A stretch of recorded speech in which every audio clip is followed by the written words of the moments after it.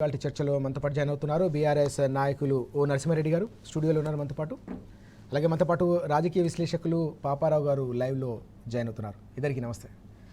ముందుగా నరసింహారెడ్డి గారు, మనం చూస్తూ ఉన్నాం ఇటీవలి కాలంలో అనేక పదుల సంఖ్యలో వందల సంఖ్యలో విద్యార్థులంతా కూడా అస్వస్థత పాలవుతున్నారు గురుకులాల్లో. 10 ఏళ్ల పాటు విద్యార్థులకు ఒక నిలయంగా, విద్యార్థుల భవితకు బంగారు బట్టాలు వేసే ఒక కేంద్రంగా నిలిచిన గురుకులాలు నిర్వీర్యమవుతున్న పరిస్థితి కనిపిస్తూ ఉంది. ఇప్పటికే 100 మందికి పైగా విద్యార్థులు చనిపోయారు, మరణ మృదంగం మోగుతున్న పరిస్థితి. ఇక ఒకే చోట 111 మంది విద్యార్థులను ఈ విధంగా అస్వస్థతకు గురి కావడం మనం ఎట్లా చూడాల్సిన అవసరం కనిపిస్తుంది? ఈ గురుకుల హాస్టళ్లలో ఈ పరిణామాలను మనం ఎట్లా అర్థం చేసుకోవాలి? గుడ్ మార్నింగ్ అండి. ఇప్పుడు ఈ రాష్ట్ర ప్రభుత్వం యొక్క ఎట్లుందంటే ఈ రేవంత్ రెడ్డి పనితీరు కానీ, విద్యాశాఖ ఆయన దగ్గర పెట్టుకోండి. ఇప్పుడు ఈ రాష్ట్రానికి విద్యాశాఖ మంత్రి లేడు. మొన్న ముగ్గురికి మీరు కొత్త మంత్రి పదవులు ఇచ్చిండ్రు. అంటే ఎందుకు నీ దగ్గర పెట్టుకున్న నాటకాలు ఇవన్నీ? నువ్వు నిర్వహించలేవు, పీకలేవు, ఉన్నాయే చేయలేకపోతుండే. హోంశాఖ నీ దగ్గరనే ఉండి అక్కడ క్రైమ్ రేటు పెరిగిపోయాయి, 42% అయిపోయాయి సిటీలో. రాష్ట్రంలో 21% అయిపోయాయి. విద్యార్థులకు సంబంధించి విద్యాశాఖ నీ దగ్గర దాన్ని సమీక్షించి నాదులు లేడు. కేసీఆర్ గారు దగ్గరుండి గురుకులాలను 1000కి పైగా పెంచి నాణ్యమైన భోజనం పెట్టినారు. 10 సంవత్సరాలు వాళ్ళను కంటికి రెప్పలా కాపాడుకున్నారు. గురుకులాలలో ఉన్న దాంట్లో ఆర్ఎస్ ప్రవీణ్ కుమార్ గారిని పెట్టి చదువు ఒక్కటే కాదు, అంతర్జాతీయ ప్రతి పోటీలో కూడా విద్యార్థులు అందరూ కూడా టాప్లు ఉండాలని చెప్పి ఎస్సీ ఎస్టీ బీసీ గురుకులాలలో మొత్తం కూడా టాప్ తీసుకుపోయి హిమాలయాలు ఎక్కే కాటి తీసుకుపోయినాడు. చదువులో కూడా హిమాలయంతో తీసుకుపోయాడు. ఇవాళ పరిస్థితి ఏంటి? సిగ్గుపడాలి. ఇప్పుడు civil supply minister Uttam Kumar Reddy గారు అసలు రాజీనామా చేయాలి ఇమీడియట్గా. బియ్యం సప్లై చేసేది నువ్వే కదా. అరే బువ్వ పెట్టలేరా అండి, అన్నం పెట్టలేరా విద్యార్థులకు? మీరు హాస్టల్లో ఏం పరిపాలన? మీరు ఏం చేస్తున్నట్టు? ఇంతమంది మంత్రులు, ముఖ్యమంత్రి, మీకు హోదాలు, ముందులో పైలట్, వెనకో పైలట్, దేనికే ఇవన్నీ మీకు? నాకు అర్థం కాదు. విద్యార్థి చనిపోవడం ఏంటండి? అంటే నువ్వు ఇప్పుడు ఈడ అందాల బామల పోటీలు పెట్టి ₹1,00,000 ప్లేటు భోజనానికి పెట్టి ₹1,00,000 ప్లేటు పెట్టి మన తెలంగాణ ఆడబిడ్డలతో వాళ్ళ కాళ్ళు గడిగించి ఇంత చేసి చక్కదనే ఒకళ్ళు భార్య పోయింది, ఆల్రెడీ ఆరోపణలు చేసే పోయింది ఒక ఆమె, ఇంగ్లాండ్ ఆమె. అంటే నువ్వు ₹1,00,000 అందాల బామలకు ₹1,00,000 ప్లేట్ తెచ్చి నువ్వు ఫల్కనామా ప్యాలెస్ నుంచి భోజనం పెడతావు. 100-150 పెట్టి భోజనం పెట్టాను, మంచి భోజనం పెట్టాను, మంచి బియ్యం, పురుగు లేని అన్నం పెట్టడానికి, పప్పు చారు పెట్టడానికి నీళ్ళ చారు బదులు నీళ్ళు లేవు. ఫుడ్ పాయిజన్ అయి చచ్చిపోతున్న రేవంత్ రెడ్డి. కళ్ళు తెరవే? నువ్వు మనిషివా అసలు ఫస్ట్? తర్వాత నువ్వు ముఖ్యమంత్రివో దేవుడు ఎరుగు. కానీ నువ్వు మనిషివేనా? చనిపోతున్నట్టు ఇంతవరకు మరణ మృదంగం మోగుతుంది. నీ 20 నెలల పాలనలో దరిదాపు 100 మంది విద్యార్థులు హాస్టళ్లలో చనిపోయినారు. ఒక్క మంత్రి అయినా పోయిందా? ఇవాళ జరిగింది ఫుడ్ పాయిజన్ నీ సొంత జిల్లాలో, మహబూబ్నగర్ ఉమ్మడి జిల్లాలో జరిగింది. పోయినరా మరి మీరు అక్కడికి? మరి మహబూబ్నగర్ మంత్రులు ఏం చేస్తున్నట్టు? ఏం పరిపాలన చేస్తున్నారు? అసలు మీరు ఏం బిక్తున్నారు ఈ రాష్ట్రంలో? మంత్రులు, మంత్రిమండలి డబ్బులు సంపాదించుకోవటం, ఢిల్లీకి మూటలు పంపడం తప్పితే ఒక పట్టిక ప్రకారము, డైట్ మెనూ ప్రకారము ఆ విద్యార్థులు, హాస్టల్లో ఉన్న విద్యార్థులు ఫుడ్ పెట్టాలి మీరు. అది కూడా చేత కట్టలేదు మీకు. పర్యవేక్షించే వాళ్ళు ఉన్నారా? సోషల్ వెల్ఫేర్ డిపార్ట్మెంట్ ఎక్కడ పోయింది? గురుకులాల బోర్డు ఎక్కడ పోయింది? అంతా నిద్రావస్థల. పాలన లేదు, పరిపాలన లేదు, సమీక్ష లేవు. ఎవడు పట్టించుకున్న నాదుడు లేడు. హాస్పిటల్ తీసుకుపోయిన నాదుడు కూడా లేడు. ఆ హాస్టల్ వార్డెన్లో ఎవడున్నాడు? ఇష్టం వచ్చినట్టు. నువ్వు సన్న బియ్యం సప్లై చేస్తా అన్నావు కదా రేవంత్ రెడ్డి.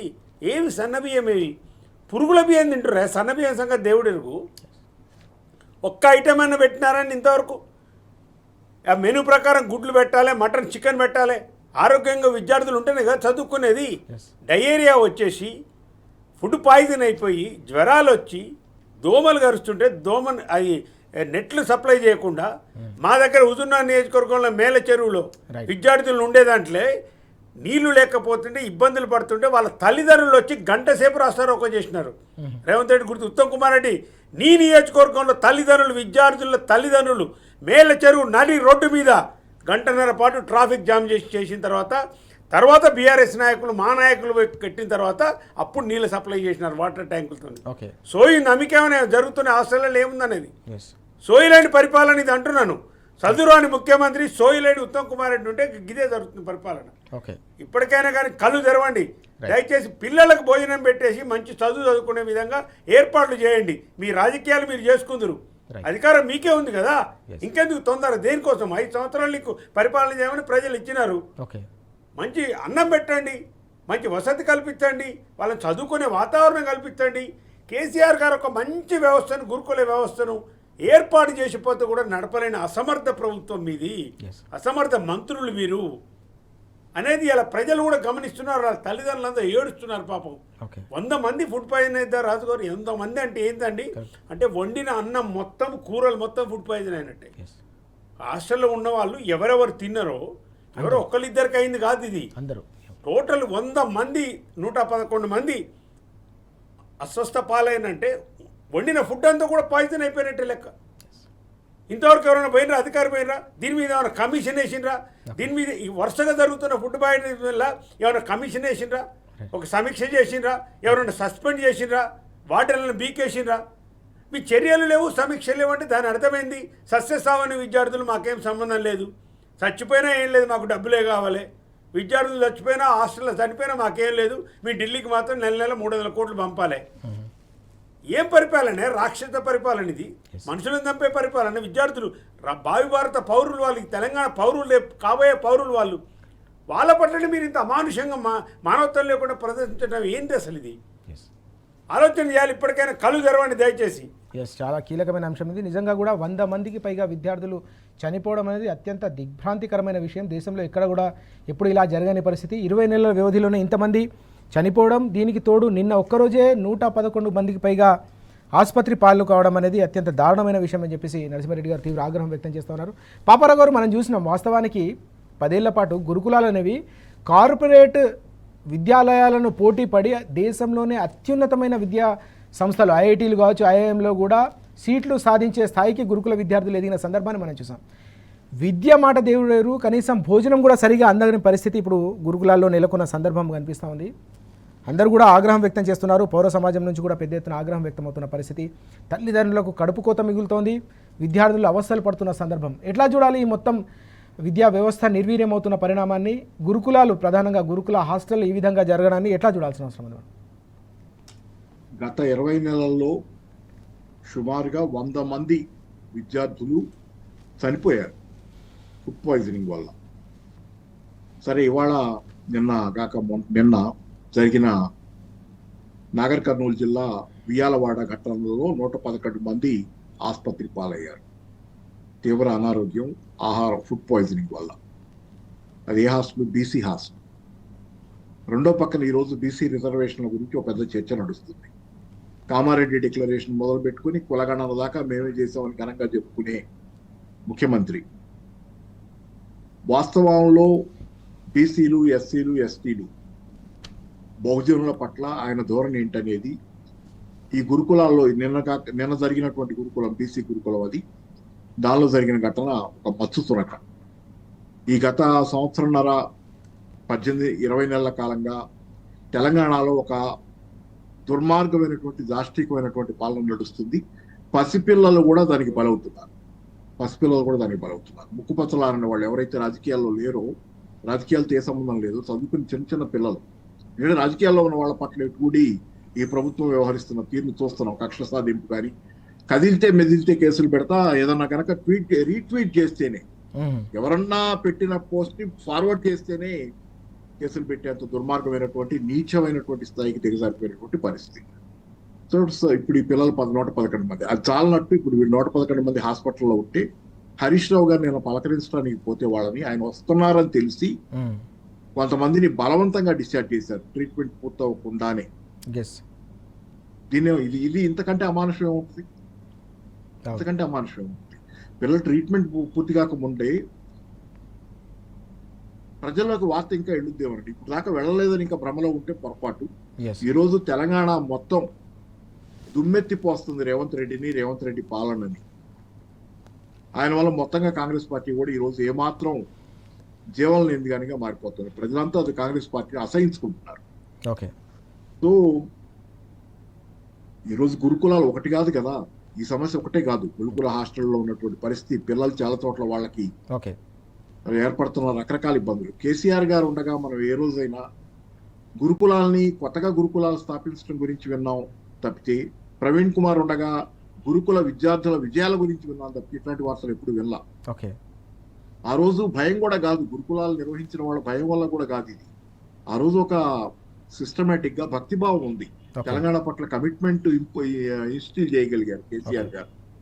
ఆ కమిట్మెంట్ తో, ఆ భక్తిభావంతో మా వాళ్ళు మన ప్రజలు అనే దీంతో చేశారు పని అందరూ.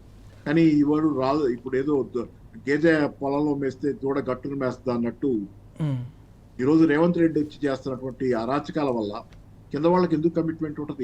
ఏ రంగంలోనైనా, అటు విద్యుత్ రంగంలో కరెంటు పోవటం దగ్గర నుంచి ఈరోజు బీసీ గురుకులాల్లో నిర్వహణ ఫెయిల్ అవటం దాకా ప్రతి దానిలోనూ ఏంటంటే కింద వాళ్ళకి ఎందుకు కమిట్మెంట్ మిగులుతుంది? ఈరోజు దూడే గేదె పొలంలో మేస్తున్నట్టుగా ఎవరైతే తెలంగాణను కాపాడాలో, కంచె చేను వేసినట్టుగా తెలంగాణను కాపాడాల్సిన రేవంత్ రెడ్డి తెలంగాణని ఈ రోజు సర్వనాశనం చేయడానికి చేస్తుంటే మిగతా వాళ్ళకి ఎందుకు ఉంటుంది బాధ్యత?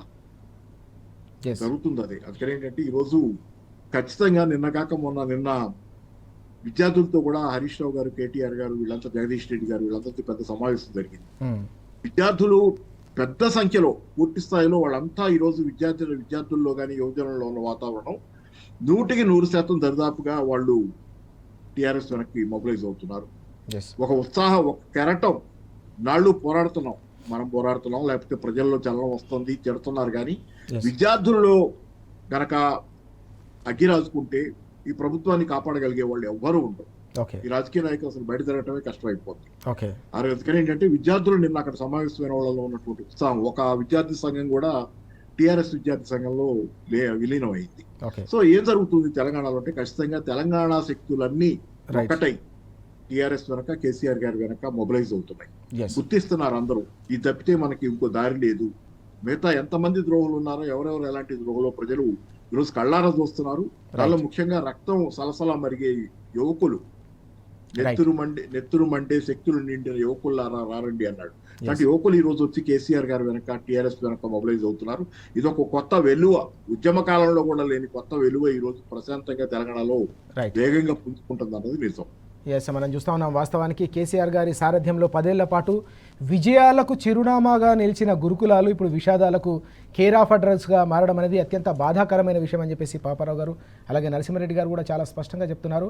కేసీఆర్ గారి ఆనవాళ్ళు చెరిపేస్తామని చెప్పేసి ఈ విధంగా విద్యా వ్యవస్థను కూడా చిన్నాభిన్నం చేస్తారా, విద్యార్థుల ప్రాణాలతో చెలగాటమాడతారా? ఇది అత్యంత దుర్మార్గమైన విషయం అని చెప్పేసి ఆగ్రహం వ్యక్తం చేస్తున్న సందర్భం. ప్రభుత్వం ఇప్పటికైనా తమ వైఖరిని మార్చుకోవాలి. విద్యార్థులపై పెట్టే ఖర్చు ఏదైతే ఉందో అది భారం కాదు, ప్రభుత్వ బాధ్యత. గతంలో 10 ఏళ్ల పాటు ఆ ఆలోచనతో, ఆ సమున్నతమైన లక్ష్యంతో ప్రభుత్వం పనిచేసింది కాబట్టి గురుకులాలు ఒక బంగారు బాటలు వేసే, విద్యార్థుల భవితకు బంగారు బాటలు వేసే కేంద్రాలుగా నిలిచాయి. కానీ ఇప్పుడు పూర్తిగా పరిస్థితి మారిపోయింది, అధ్వానంగా మారింది. కాబట్టి ప్రభుత్వం ఇప్పటికైనా మేల్కొనాలనే అంశాన్ని ప్రస్తావిస్తున్న సందర్భం మనం చూస్తూ ఉన్నాం. నరసింహారెడ్డి గారు, మరొక కీలకమైన అంశాన్ని తీసుకుంటే, నిన్న బీఆర్ఎస్ వర్కింగ్ ప్రెసిడెంట్ కేటీఆర్ గారు వరంగల్లో పర్యటించారు. అనేక కీలకమైన అంశాలు ఆయన ప్రస్తావించిన సందర్భం. అన్నిటికంటే ముఖ్యంగా బీఆర్ఎస్తోనే బీసీలకు న్యాయం అనే అంశాన్ని కూడా ఆయన ప్రస్తావించిన సందర్భం. నిన్నైనా రేపైనా కూడా బీసీలకు న్యాయం చేసేదే కోటా ఇచ్చేది, న్యాయమైన కోటా ఇచ్చేది కేసీఆర్ గారు అనే అంశాన్ని కూడా ఈరోజు మన పత్రికల్లో ప్రధానంగా చూస్తూ ఉన్నాం. ఎట్లా చూడాల్సిన అవసరం కనిపిస్తుంది? గతంలో కాంగ్రెస్ చేసిన మోసాలు కావచ్చు, ప్రస్తుతం బీఆర్ఎస్ ప్రకటన కావచ్చు, కేటీఆర్ గారు చేసిన ఒక కీలకమైన అంశాన్ని మనం ఎట్లా చూడాల్సిన అవసరం ఉంది? ఇప్పుడు దీంట్లో 2 విషయాలు ఉన్నాయండి. రేవంత్ రెడ్డి గారు చేస్తున్న మోసాన్ని దృష్టిలో పెట్టుకొని నేను కేటీఆర్ గారు పరకాల నియోజకవర్గం బీఆర్ఎస్ కార్యకర్తల సమావేశాల్లో మాట్లాడినారు. 2 విషయాలు చూడాలి. ఒకటి ఏంటంటే, బీఆర్ఎస్ పార్టీ ఉన్నప్పుడు చట్టపరంగా ఏమేమి కావాలనో స్థానిక సంస్థల ఎన్నికలకు సంబంధించి కూడా కేసీఆర్ గారు ముఖ్యమంత్రిగా ఉండి కూడా వారు స్వయంగా 34% లోకల్ బాడీస్ రిజర్వేషన్స్ ఇంప్లిమెంట్ చేయాలని చట్టం చేసి నోటిఫికేషన్ కూడా ఇచ్చినారు 2019లో స్థానిక సంస్థల ఎన్నికల్లో. ఎంత మొత్తము 61.19%. 34% బీసీలకు ఇచ్చి పెరిగిన ఎస్సీ ఎస్టీల జనాభా ప్రకారము టోటల్ రిజర్వేషన్లు 61.19% ఇంప్లిమెంట్ చేస్తూ నోటిఫికేషన్ ఇచ్చిన తర్వాత దీన్ని చెడగొట్టి కోర్టు పోయింది ఎవరు అంటే మీ కాంగ్రెస్ పార్టీ సర్పంచ్ స్వప్నారెడ్డి గారు, ఇంకెవరో ఎంపీటీసీ కాంగ్రెస్ నాయకులే పోయినారు. కాంగ్రెస్ అధిష్టానమే ఆ రోజున్న పీసీసీ వాళ్ళు ఈ కేసులు వేపించి కాకుండా చేసి 50% తీసుకొచ్చినారు దాన్ని. ఇది కేసీఆర్ బీఆర్ఎస్ పార్టీ యొక్క చిత్తశుద్ధికి నిదర్శనంగా చట్టసభలలో. రెండవది ఏముంటుంది, ఒక ప్రభుత్వానికి రెండు ఉంటాయి. ఒకటి చట్టసభలలో రిజర్వేషన్లు కల్పించడం ఒకటి స్థానిక సంస్థలలో, రెండవది ప్రభుత్వ పరంగా వస్తున్న పదవులు, నామినేషన్ పదవులు కావచ్చు, మిగతా కార్పొరేషన్లు కావచ్చు, పార్టీ పదవులు కావచ్చు, మిగతా వాటన్నిటిల్లో బీసీలకు ఎవరు ఇంపార్టెన్స్ ఇచ్చారు, ఎవరు అగ్రతాళంలో ఇచ్చినారనేది ఆలోచన చేయాలి. కేసీఆర్ గారు మొదటి నుంచి కూడా తెలంగాణ రాష్ట్రం అంటేనే బడుగు బలహీన మైనార్టీ వర్గాలు 85% ఉంటారని నమ్మి ఆయన దాన్ని వీళ్ళందరూ బాగుపడితేనే తెలంగాణ సస్యశ్యామలంగా ఉంటుందని నమ్మిన వ్యక్తి. ఎంతమందికి ఇచ్చారండి, ఎంతమంది బీసీ నాయకులను తయారు చేసింది కేసీఆర్ గారు. మొదట్లో పవర్లోకి రాకముందు కూడా చెప్తున్నాను, ఇది గుర్తుపెట్టుకోవాలి. కాంగ్రెస్ నాయకులు అధికారంలోకి వచ్చిన తర్వాత మీరు మీనవేషాలు వేస్తున్నారు. కేసీఆర్ గారు ఎన్నడూ మీనవేషాలు వేయలే. ఫస్ట్ ఎవరిని చేసినారు, ఎల్పీ లీడర్గా ఈటల రాజేందర్ గారిని చేసినారు. మీరు చేసిన ఎవరైనా ఎల్పీ లీడర్ని ఇంతవరకు. తర్వాత అధికారంలోకి వచ్చిన తర్వాత ఫస్ట్ స్పీకర్ ఎవరు, మండలి స్పీకర్ ఎవరు, ఎవరికి ఇచ్చినారు, రాజ్యసభ ఎవరికి ఇచ్చినాము.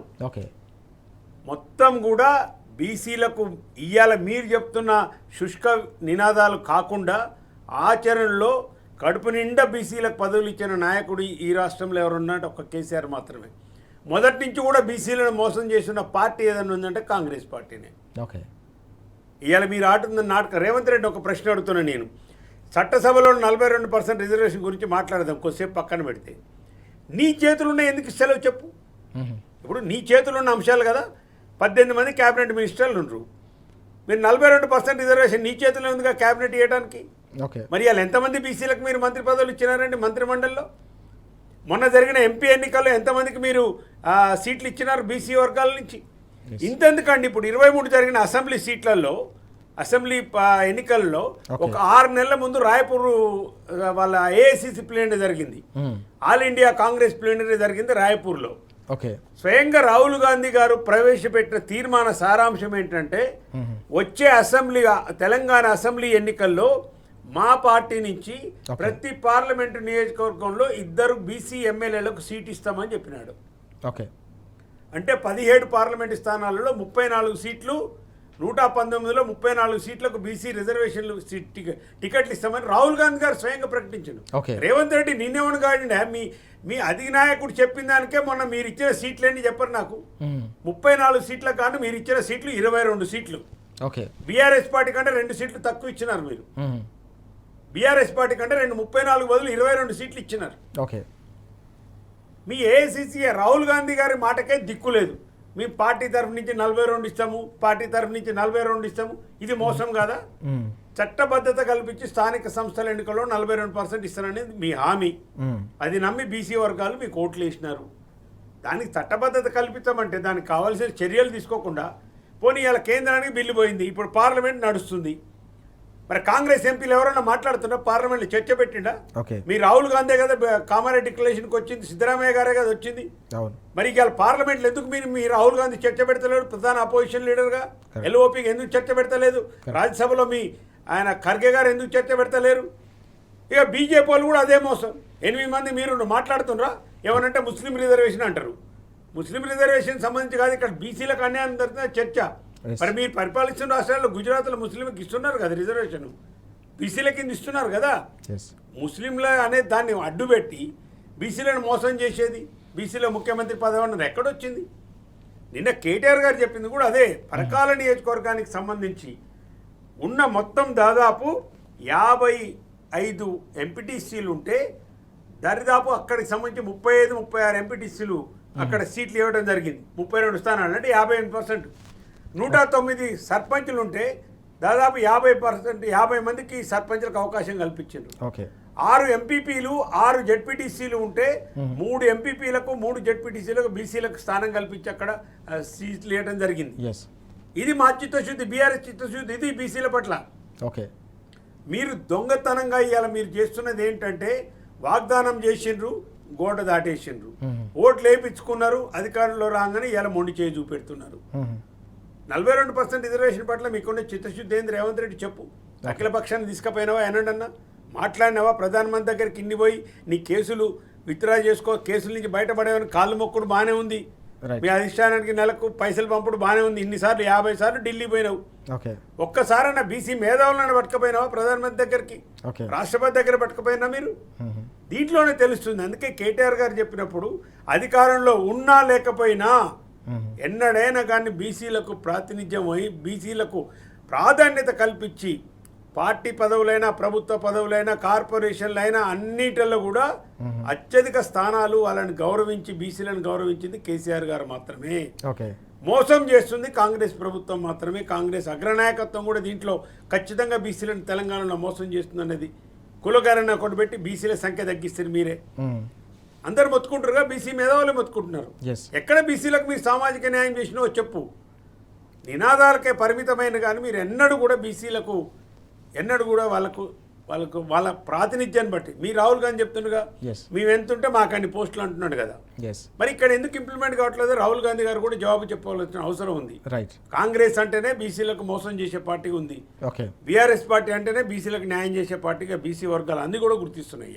మనం చూస్తా ఉన్నాం. వాస్తవానికి కామారెడ్డి డిక్లరేషన్ నుంచి మొదలుకొని మొన్న తీసుకొచ్చిన ఆర్డినెన్స్ వరకు కూడా బీసీలను మోసం చేసిన పార్టీగా కాంగ్రెస్ నిలుస్తున్న అంశం తెలంగాణ వ్యాప్తంగా కూడా చర్చ జరుగుతుందని నరసింహారెడ్డి గారు చాలా స్పష్టంగా చెప్తున్నారు. ఈ క్రమంలోనే దశాబ్దాల పాటు నిజంగానే బీసీల వెనుకబాటుకు కారణమే ఈ కాంగ్రెస్, దాని తర్వాత అధికారంలోకి వచ్చిన బీజేపీ బీసీలను కేవలం ఓటు బ్యాంకుగానే వాడుకున్నాయి తప్ప ఎప్పుడు కూడా న్యాయం చేయలేదనే అంశాన్ని నరసింహారెడ్డి గారు చాలా కుండబద్దలు కొడుతున్న పరిస్థితి.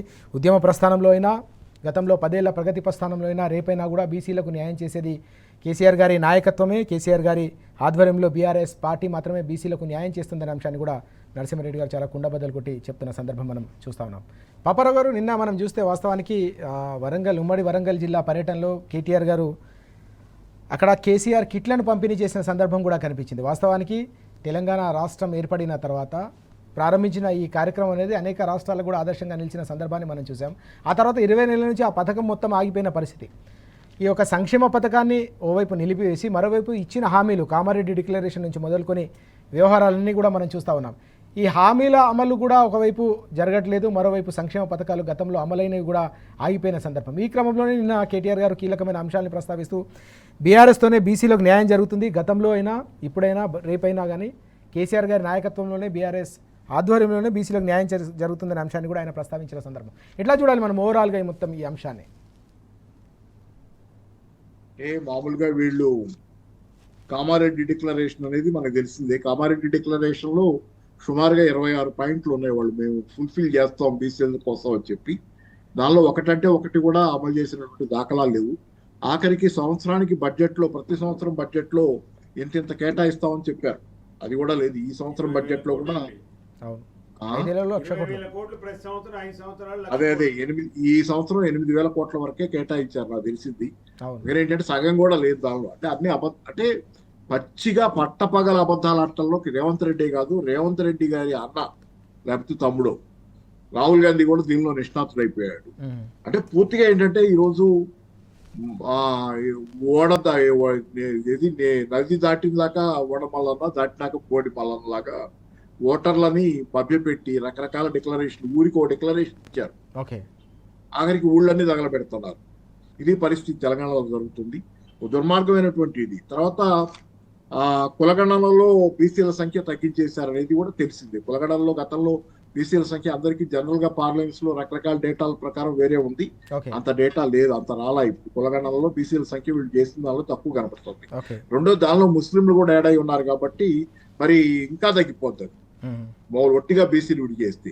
అయితే ఇక్కడ ఏంటంటే ఆటలో అరటిపండో లేకపోతే టీ కప్పులో తుఫాన్లో ఏదో అంటారు కదా, చేపలు పట్టే వ్యవహారం లాగా సంక్షోభంలో ఉన్న పరిస్థితుల్లో అక్కడ నీళ్ళలో పోయి చేపలు పట్టేలాగా సంక్షోభ జలాల్లో ఈరోజు బీజేపీ చేరి ఇక్కడ దానిలో ముస్లింలు ఉన్నారు, ముస్లింలకు ఇవ్వడానికి కాంగ్రెస్ చేసి ఇదంతా తోడు దొంగల వ్యవహారం. అసలు మొత్తానికే మోసం తెచ్చే వ్యవహారం కాంగ్రెస్ బీజేపీ చేస్తుంది. దీనిలో ముస్లింల రిజర్వేషన్ల కోసం ముసుగేసి బీసీలకు పేరు పెట్టారని, అంటే మొత్తంగానే అసలు బీసీ రిజర్వేషన్ లేకుండా చేసే ప్రయత్నం చేస్తుంది. రెండో పక్కన రామచంద్రయ్య గారు మాత్రం 42% వాళ్ళ పార్టీ సెక్రటరీ, స్టేట్ సెక్రటరీ 42% మేము మా వరకు మేము ఇస్తాం సీట్లు బీసీలకు అని చెప్పారు. ఏ సీట్లు ఇస్తారో చూడాలి, గెలిచే సీట్లు ఇస్తారా వీళ్ళు? చాలా పెద్ద ప్రశ్నార్థకమే అది. అందుకని ఏంటంటే ఈ రోజు చాలా పార్టీలు చేసే వ్యవహారం, ఈ రెండు పార్టీలు ముఖ్యంగా లేకపోతే చిన్న చిన్న పార్టీలు ఏమన్నా చాలా చోట్ల జరిగేది ఏంటంటే ఓకే వాళ్ళ నాయకులు జాగ్రత్తలు చూసుకొని ఈ బీసీలకు ఇచ్చేదో. అందుకని ఏంటంటే బీసీలకు వాళ్ళకంటూ వాళ్ళకి ప్రత్యేకమైన స్థానాలు రిజర్వ్ అయి ఉంటే ఓకే దానిలో కొంత పోటీ బీసీల మధ్య ఉంటది. కాబట్టి ఇప్పుడు బీసీల మధ్య పోటీ ఉండాలని లేదు ఈసారి.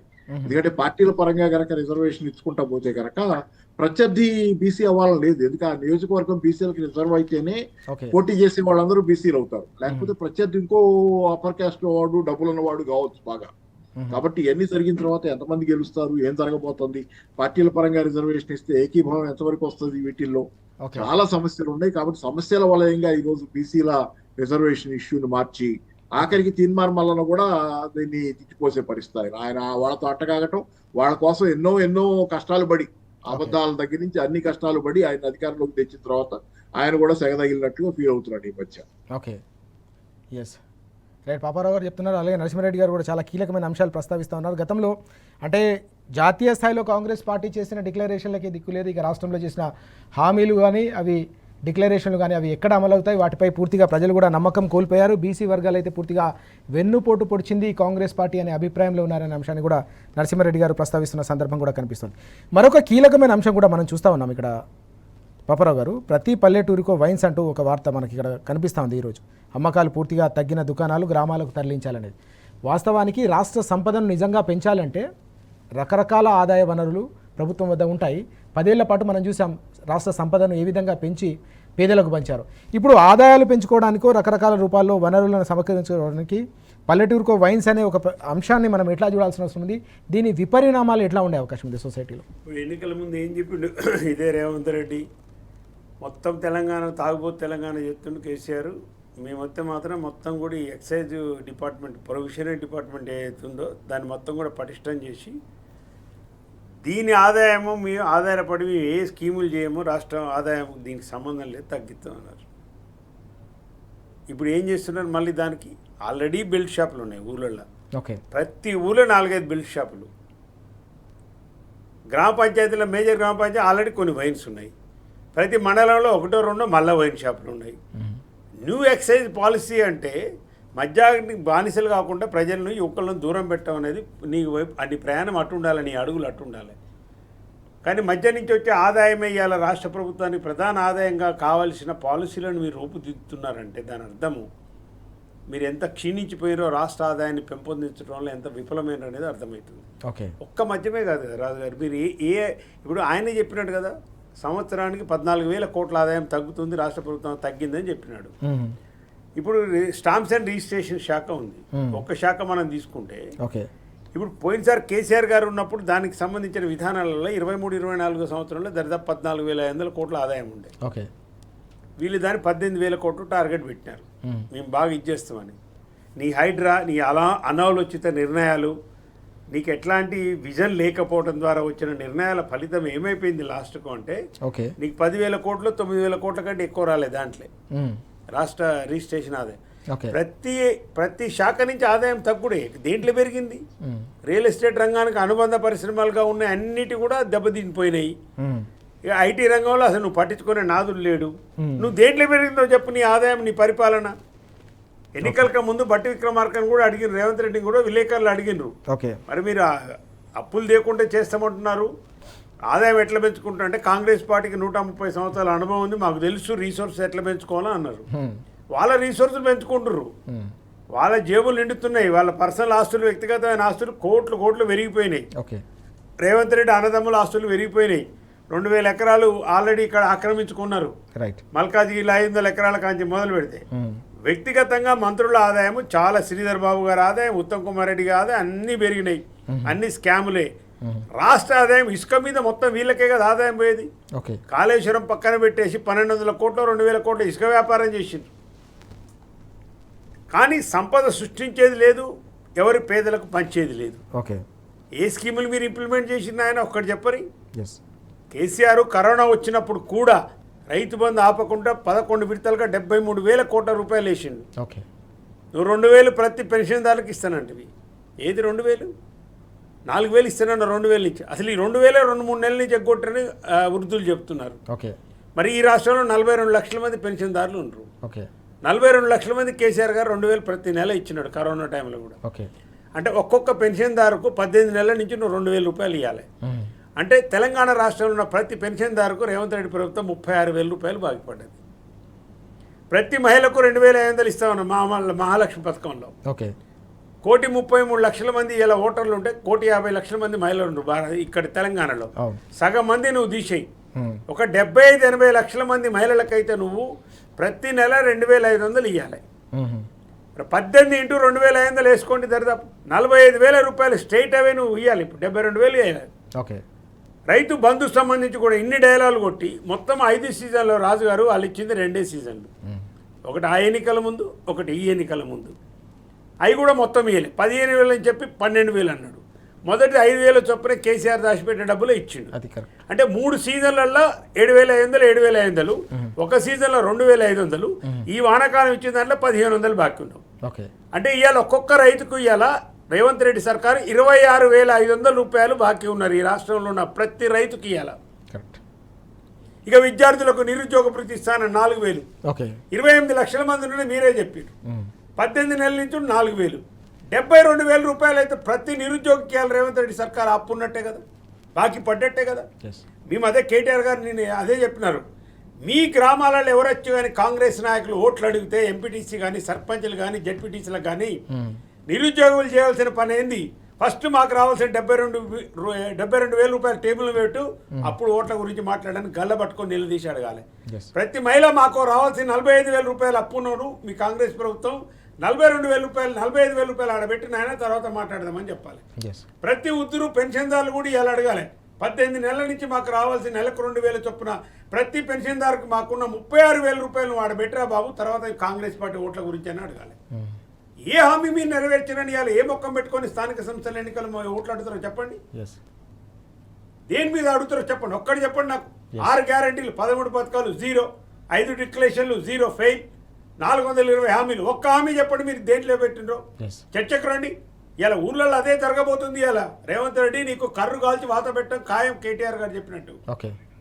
నువ్వు ఏ హామీ ఇచ్చినావు అని ఇవాళ ఏ మొక్కం పెట్టుకొని నైతికంగా మీరు వచ్చి ఊళ్ళో అడిగే పరిస్థితి ఉందా? ఇవాళ పెట్టు మీటింగ్లు పెట్టి చూద్దాం. ఒక్కోళ్ళు మంత్రులు ఎమ్మెల్యేలు బట్టలు ఏడు చూసి ఊడ తీసుకొట్టే పరిస్థితి నీ లాంగ్వేజ్లో చెప్పాలంటే.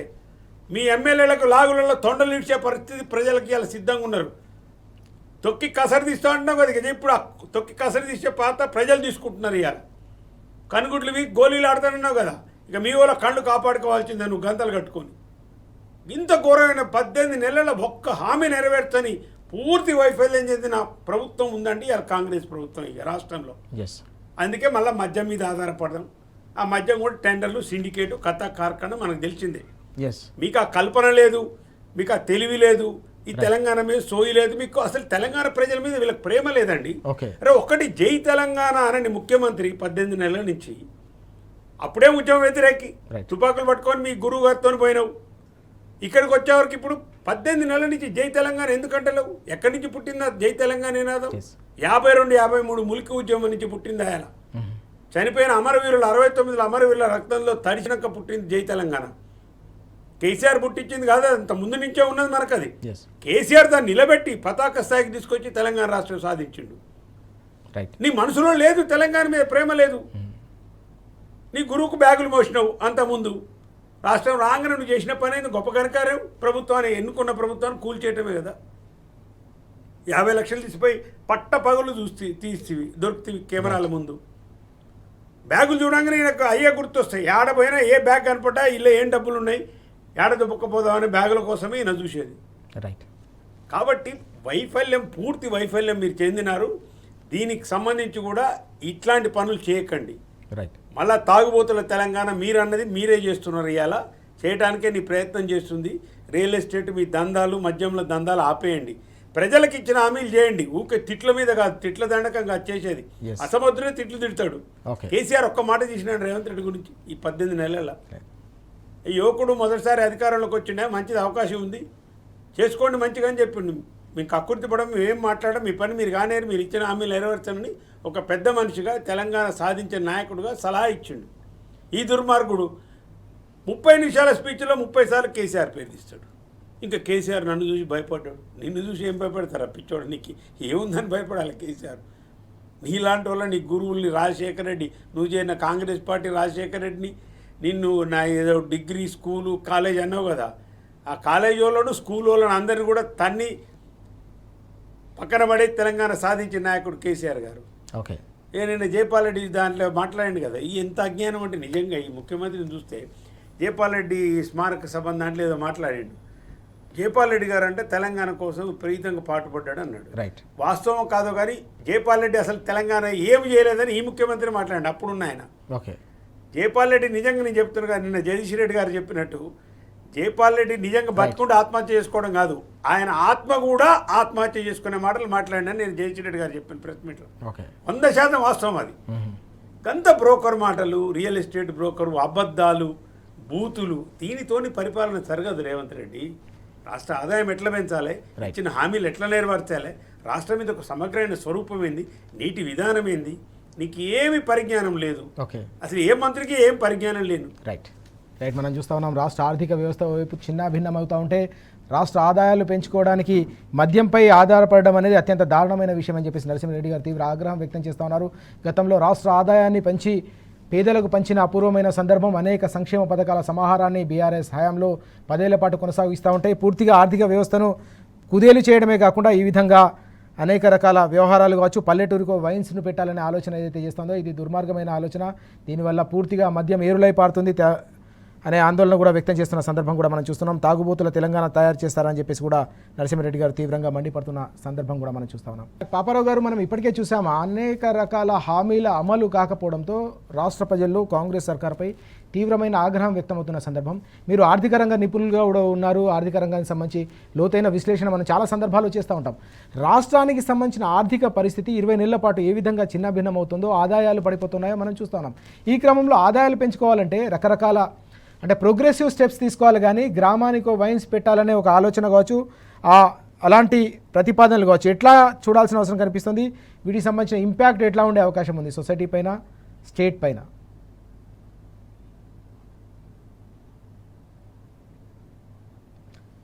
పాపారావు గారు, మీది ఆడియో మ్యూట్ ఉన్నట్టుంది, మ్యూట్ తీసి మాట్లాడండి ప్లీజ్.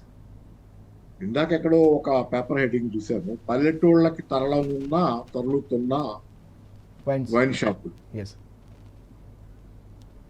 ఒకప్పుడు తెలంగాణ ఆ ఉద్యమం పద్ధతి, పోరాట పద్ధతితో నేను ఒప్పుకోపోయినా తెలంగాణలో ఒకప్పటి ఇదేంటంటే ఒక 25-20 సంవత్సరాల క్రితం అంతకు ముందు కూడా నక్సలైట్ ఉద్యమం బలంగా ఉన్నప్పుడు వాళ్ళ పిలుపు, ఎంఎల్ పార్టీలు నక్సలైట్ ఉద్యమం బలంగా ఉన్నప్పుడు వాళ్ళ పిలుపు విద్యార్థులారా గ్రామాలకు తరలండి. విద్యార్థులు గ్రామాలకు పోయి గ్రామాల్లో ప్రజలకి నేర్పి వాళ్ళ దగ్గర నుంచి నేర్చుకోవటం చాలా ఉదాత్తమైన ఇది. అది సరే, ఆ ఉద్యమ పోరాట పద్ధతి మనం అంగీకరించాం, హింసా పద్ధతులు అంగీకరించకపోయినా ఉదాత్తమైనటువంటి తీరు అది. గ్రామాలకు తెలియదు, విద్యార్థులు వెళ్ళి గ్రామాల్లో వాళ్ళ దగ్గర నుంచి వాళ్ళకి నేర్పి వాళ్ళ దగ్గర నుంచి నేర్చుకోండి అని. ఈరోజు వైన్ షాపులారా గ్రామాలకు తరలండి అనేది రేవంత్ రెడ్డి నినాదం.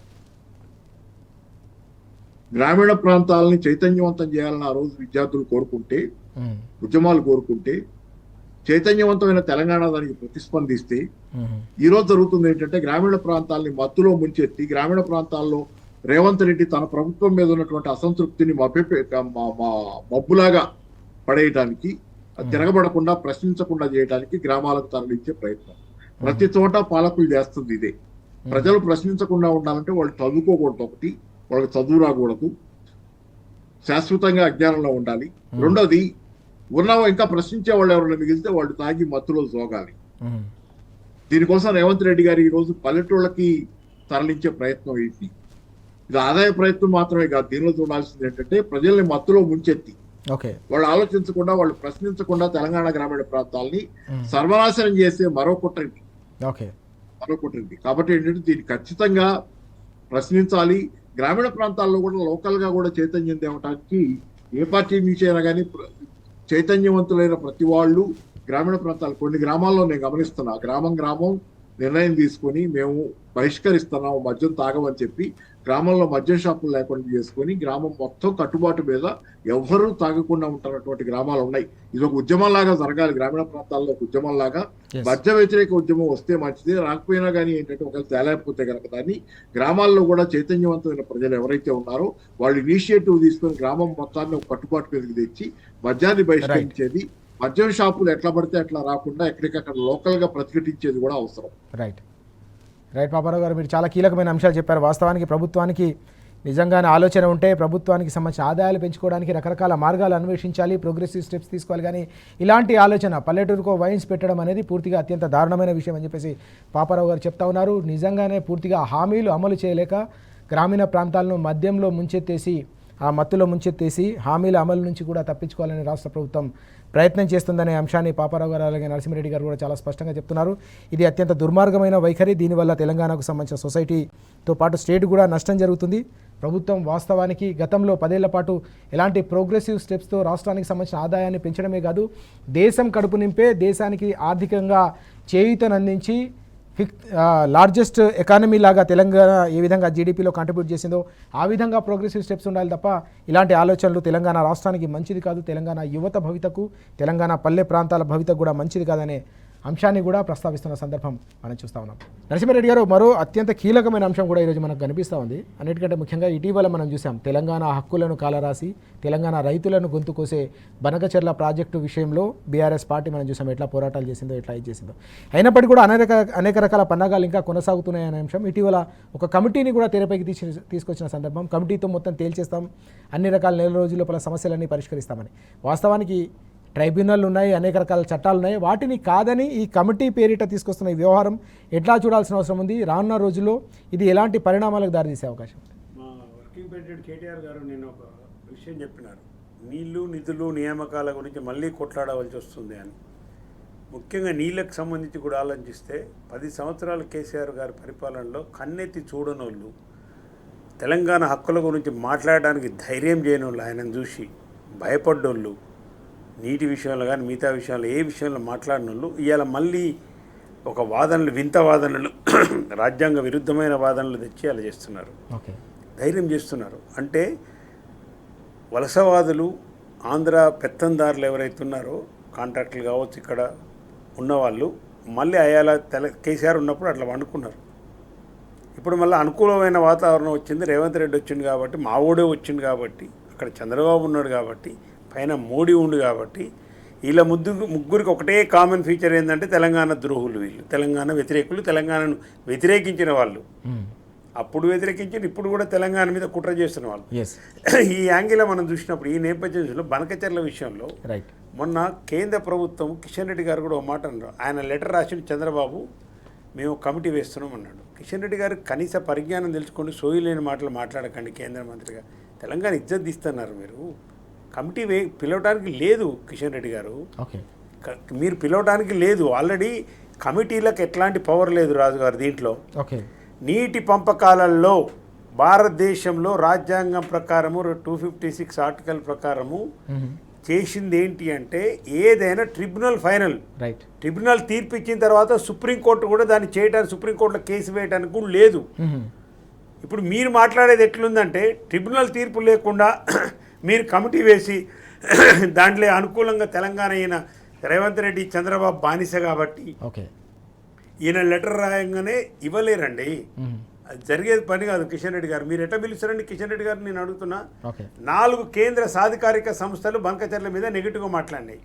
ఒకటి CWC, రెండవది పోలవరం అథారిటీ, రెగ్యులేటరీ అథారిటీ, మూడవది పర్యావరణానికి సంబంధించిన ఇది. ఇవన్నీ రాసినాయి. ఇట్ ఈస్ నాట్ పాసిబుల్ అని చెప్పి ఈయన రాసిన, చంద్రబాబు రాసిన దానికి రాస్తే ఇవాళ మీరు దాన్ని తీసుకుపోయి దాన్ని పక్కన పెట్టి, కేంద్ర ప్రభుత్వాలు ఇచ్చిన సాధికారిక సంస్థలు ఇచ్చిన దాన్ని పక్కన పెట్టి కేంద్ర మంత్రి మాట్లాడవచ్చా? కాబట్టి ట్రిబ్యునల్ ఫైనల్ అవుతుంది. ఏ రాష్ట్రం ఇంకోటి గోదావరి మీద మీరు చంద్రబాబు మీద పవర్ పాయింట్ పెట్టి పెన్ను పేపర్ పట్టుకొని ఒకటి 3,000 ఉన్నాయి 4,000 ఉంటే కలవదండి. అది 7 రాష్ట్రాలు ఇన్వాల్వ్ అయినాయి. మరి కమిటీ మీరిద్దరే వేసుకుంటే, మీరు కమిటీ వేస్తే ఏంది? ఇది ఏందంటే శాశ్వతంగా ఇక్కడ తెలంగాణ, గోదావరిలో తెలంగాణ వాటాని తగ్గించడం కోసము, దొంగతనంగా నీళ్లు తీసుకుపోకపోవటం కోసం కుట్రపూరితమైన చంద్రబాబు కుట్రలో రేవంత్ రెడ్డి ఆయన శిష్యుడు కాబట్టి గురుదక్షిణగా ఇచ్చే కుట్రలో భాగంగానే దీన్ని తెలంగాణ ప్రజలు చూడాలి. ప్రతి వాళ్ళు దీన్ని వ్యతిరేకించాలి. దీనికి ఎట్లాంటి పవర్ లేవు. కమిటీకి సంబంధించి పెద్ద ద్రోహం అని మనం గమనించాలి. పాపారావు గారు, నరసింహారెడ్డి గారు చెప్పినట్టు వాస్తవానికి రకరకాల ట్రైబ్యునల్ ఉన్నాయి, చట్టాలు ఉన్నాయి. దశాబ్దాల పాటు పరిష్కరించని సమస్యలను కేవలం నెల రోజుల పాటు ఒక కమిటీ వేసి చర్చిస్తామనే అంశాన్ని మనం ఎట్లా చూడాల్సిన అవసరం కనిపిస్తుంది? ఈ కమిటీ వల్ల రానున్న రోజుల్లో కేవలం మన రాష్ట్రానికి సంబంధించే కాదు, అనేక రాష్ట్రాల్లో కూడా పెద్ద ఎత్తున చిక్కులు వచ్చే అవకాశం ఉందనే అంశం కూడా కనిపిస్తుంది. ఎట్లా చూడాల్సిన అవసరం ఉంది? అంటే వడ్డించేవాడు మనవాడైతే మనకు అడ్డమే ఉందనేది లెక్కలో ఉంది చంద్రబాబుకి. మోడీ చుట్టూ నా చేతిలో ఉంది కాబట్టి నేను చెప్పిందల్లా అడ్డగోలుగానైనా చేసి తీరాల్సింది అనే వ్యవహారం నడుపుతున్నారు. అందుకే సెంట్రల్ వాటర్ కమిషనర్ ఒకటి ఉంది, అది కాకుండా ట్రిబ్యునల్స్ ఉన్నాయి, అది కాకుండా ఎపెక్స్ కౌన్సిల్ ఉంది. ఈ మామూలుగా నిర్ణయాలు చేస్తాయి వాటర్కి సంబంధించి దేశంలో నిర్ణయాలు. ప్రాజెక్టులు కట్టాలంటే అసలు మన ట్రిబ్యునల్ కేటాయించిన జలాలు, ట్రిబ్యునల్ నిర్ణయాలు ఎంతవరకు నీళ్లు ఎంతవరకు ఎవరికి ఇవ్వాలనే దాని ఆధారంగానే ఇంతవరకు దేశంలో ఎప్పుడే ప్రాజెక్ట్ కట్టినా ఈ నిర్ణయాల ఆధారంగానే కట్టారు. ఫస్ట్ టైం ఒక కమిటీ వేస్తామని చెప్తున్నారు. చట్ట విరుద్ధంగా, న్యాయానికి వ్యతిరేకంగా, అన్యాయంగా వడ్డించేవాడు మావాడైతే నా ఇష్టం వచ్చినట్టు సాగుద్ది అనే అహంకారపూరితమైన ధోరణితో నడుస్తుంది అటు మోడీ చంద్రబాబు చేస్తున్న పని. ఇది పరమ దుర్మార్గం. ఆఖరికి ఇప్పుడు చూడండి, తెలంగాణకి తీవ్రమైన నష్టం చేయటమే కాదు, ఆంధ్రాలో మేధావులు కూడా దీన్ని వ్యతిరేకిస్తున్నారు. బనకచర్లని మీరు ఆలోచించండి. మరి ఆంధ్ర మేధావులు వ్యతిరేకిస్తున్నారు, రాయలసీమ మేధావులు కూడా వ్యతిరేకిస్తున్నారు బనకచర్లని. ఎందుకంటే దాని లిఫ్ట్ ఇరిగేషన్ లాంటి దానికి ఎప్పుడు కంటిన్యూస్ గా పనిచేయాలి. కాళేశ్వరం కంటిన్యూస్ గా పనిచేయక్కర్లా లిఫ్ట్ ఇరిగేషన్ లో, ఎందుకంటే ఆ నీళ్లు లేనప్పుడు ఆ ప్రత్యేక సందర్భంలో కాళేశ్వరంలో మోటార్లు పనిచేస్తాయి, కొంచెం విద్యుత్ ఖర్చు అవుతుంది. కానీ మిగతా సందర్భాల్లో కాళేశ్వరానికి ఆ పని ఉండదు. కానీ ఇక్కడ మీకు ఆంధ్రాలో కంటిన్యూస్ గా మోటార్లు పనిచేయాల్సిన అవసరం, చాలా పెద్ద ఎత్తున విద్యుత్ ఖర్చు అవుతుంది అనే దాని మీద వాళ్ళు ఇక్కడ ఏదో విమర్శ చేస్తున్నారు కదా. మరి అక్కడ అసలు ఆ కారణం కూడా చెప్తా రాయలసీమ మేధావులు వీళ్ళంతా ఇది వయబుల్ ప్రాజెక్ట్ కాదు, మంచిది కాదని చెప్పి వాళ్ళు చాలా తీవ్రంగా వ్యతిరేకిస్తున్నారు. ఏబి వెంకటేశ్వరరావు ఎవరైతే గతంలో ఇంటెలిజెన్స్ చీఫ్ ఉన్నారో ఆంధ్రప్రదేశ్ కి, ఆయన చంద్రబాబుకి బాగా విధేయుడు, నమ్మకమైన మనిషి. అట్లాంటి మనిషి కూడా ఈ రోజు తప్పని చెప్పి చంద్రబాబుకి ఎంత చెప్పినా చంద్రబాబు వింటలేదనేది వడ్డే శోభనాద్రీశ్వరరావు గారు, ఆయన కూడా వ్యతిరేకిస్తున్నారు ఈ ప్రాజెక్ట్ ని. ఆయన చెప్పాడు స్వయంగా, ఏబి వెంకటేశ్వరరావు చెప్తే కూడా వింటల చంద్రబాబు అని. మరి ఎందుకు చేస్తున్నాడు? 80,000 కోట్లు ఎందుకు ఏమవబోతున్నాయి? 80,000 కోట్లు ఖర్చు పెట్టి చేసే ప్రణాళికలో ఏం చేయబోతున్నారు? రేపు పొద్దున ఎవరికి ఇది ఉపయోగపడబోతుంది అల్టిమేట్ గా? సో ఇదేంటంటే అటు తెలంగాణకి ఇటు ఆంధ్ర ప్రజలకి ఇద్దరికి నష్టం, రాయలసీమ ప్రజలకి ఎవరికి ఉపయోగపడకుండా అందరికీ నష్టం చేసి 80,000 కోట్లు ఏం చేసుకోబోతున్నారు, ఏం చేయబోతున్నారు, తగలబెట్టబోతున్నారు. అందుకని ఏంటంటే ఇది ప్రధానంగా రేపు పొద్దున పెద్ద ప్రమాదం తెలంగాణకి ఎక్కడంటే, ఇక్కడ చూడండి మేడిగడ్డ పడవ పెట్టారు, మేడిగడ్డ రిపేర్ చేయరు. ఎందుకంటే ఆ నీళ్లు, ప్రాణహిత నీళ్లు కంటిన్యూస్ గా పోలవరంలోకి పోతే ఈ మిగులు జలాలు, వరద జలాలను చూపించుకొని చంద్రబాబు బనకచర్లకి ప్రాజెక్ట్ చేసుకుంటాడు. రేపు పొద్దున ఈ మిగులు జలాలు లేకపోతే వరద జలాలు అని చెప్పిన తర్వాత మేడిగడ్డ కింద నీళ్లు ఆగి తెలంగాణకు ఉపయోగపడకపోతే ఆ నీళ్లు ఆంధ్ర ఖాతాలోకి పోతాయి పంపిణీ సమయం వచ్చినప్పుడు. కాబట్టి పంపిణీల సమయం వచ్చే లోపుగా మేడిగడ్డ మీరు రిపేర్ ఎందుకు చేయాలంటే ఇదే కారణం. ప్రాణహిత నీళ్లు కంటిన్యూస్ గా పోలవరానికి పోవాలి, ఇక్కడ లెక్కల్లోకి రాకూడదు, ఆ నీళ్లు ఆంధ్ర లెక్కల్లోకి రావాలి. ఆంధ్ర ఖాతాలో రేపు పొద్దున పంపిణీ జరిగినప్పుడు ఆంధ్ర ఖాతాలో పడాలని నీళ్లు అనేది లెక్కలో చేస్తున్నారు మేడిగడ్డ పడవ పెట్టడం. చాలా దుర్మార్గమైనటువంటి వ్యవహార శైలి. ఈ రోజు తెలంగాణని ఒక రకంగా కాదు, చిత్రహింసలు పెడుతున్నాడు రేవంత్ రెడ్డి నీళ్లు నిధుల పరంగా. చెప్తున్నారు కదా కేటీఆర్ గారు, హరీష్ రావు గారు కూడా, నీళ్ళేమో ఆంధ్ర చంద్రబాబు నాయుడుకి, నిధులేమో రాహుల్ గాంధీకి. ఏ రకంగా ఉద్యోగాలు ఇస్తున్నాడా? ఉద్యోగాలు ఇవ్వడు. కేసీఆర్ గారు ఇచ్చిన ఉద్యోగాల్ని తన ఖాతాలో వేసుకుని గొప్పలు చెప్పుకుంటారు. ఇది దరిద్రమైనటువంటి దుస్థితి ఈ రోజు తెలంగాణలో ఇట్లాంటి ముఖ్యమంత్రి ఉంటాం. రైట్. పాపారావు గారు చాలా కీలకమైన అంశాలు ప్రస్తావించారు. ఈ కమిటీతో పూర్తిగా రానున్న రోజుల్లో ఇది చట్టబద్ధంగా నిలబడే కమిటీ కాదు, కమిటీ పేరిట తెలంగాణ గొంతుకొస్తే సహించే ప్రసక్తే లేదని నరసింహారెడ్డి గారు చాలా స్పష్టంగా చెప్తా ఉన్నారు. చట్టబద్ధంగా ఇలాంటి కమిటీలు నిలబడవని చెప్పేసి పాపారావు గారు కూడా కుండబద్దలు కొడుతున్న సందర్భం మనం చూస్తా ఉన్నాం. Thank you very much Paparao గారు, నరసింహారెడ్డి గారు చర్చలు పాల్గొన్నారు. ఇది వాటి వార్తలు వాస్తవాలు. నమస్తే.